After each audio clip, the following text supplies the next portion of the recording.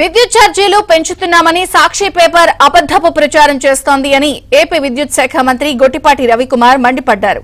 గత వైసీపీ హయాంలో చేసిన విధ్వంసాన్ని సరిచేస్తూ రాష్ట్రాన్ని అభివృద్ది పథంలో నడిపించేందుకు కృషి చేస్తున్నామని గొట్టిపాటి రవికుమార్ తెలిపారు. గతంలో పెంచిన విద్యుత్ ఛార్జీలు తప్పితే కూటమి ప్రభుత్వం అధికారంలోకి వచ్చాక ఎలాంటి మార్పులు చేయలేదన్నారు.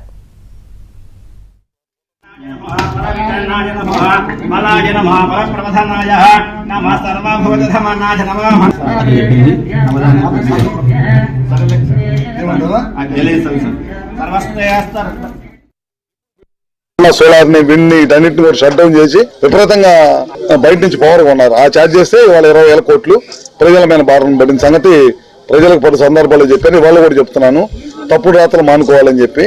ఎందుకంటే మీరు చేసిన తప్పుల వల్ల ఈ రాష్ట్రం సర్వనాశనం అయిపోయింది. ఒకసారి అవకాశం ఇస్తే 20 సంవత్సరాలు ఈ రాష్ట్రాన్ని వెనక పంపించారు. మా ప్రభుత్వం అధికారంలోకి వచ్చిన తర్వాత కూటమి ప్రభుత్వం ₹1 కూడా ప్రజల మీద భారం వేయలేదు. ఈ ప్రభుత్వం అయితే కట్టుబడి ఉంది ఛార్జీలు పెంచకూడదని. ఇవన్నీ కూడా గత ప్రభుత్వం వేసిన సర్దుబాటు ఛార్జెస్ 2019 నుంచి 24 దాకా వాళ్ళు వేసిన సర్దుబాటు ఛార్జెస్ ఇప్పుడు బిల్లుల రూపంలో మీ ముందుకు వస్తుంది. ప్రజల మీద భారం వేసి వాళ్ళు కాముగా వెళ్ళిపోయారు. ఇది ముమ్మాటికి వాస్తవం. మీరు చూడండి, మేమైతే ₹1 కూడా పెంచలేదు. గవర్నమెంట్ ఈ ప్రభుత్వం అధికారంలోకి వచ్చిన తర్వాత ₹1 కూడా పెంచలేదు. దానికి 100% కట్టుబడి ఉన్నాం. ఏ వేదికలైనా ఎవరితోటైనా చర్చిస్తాం.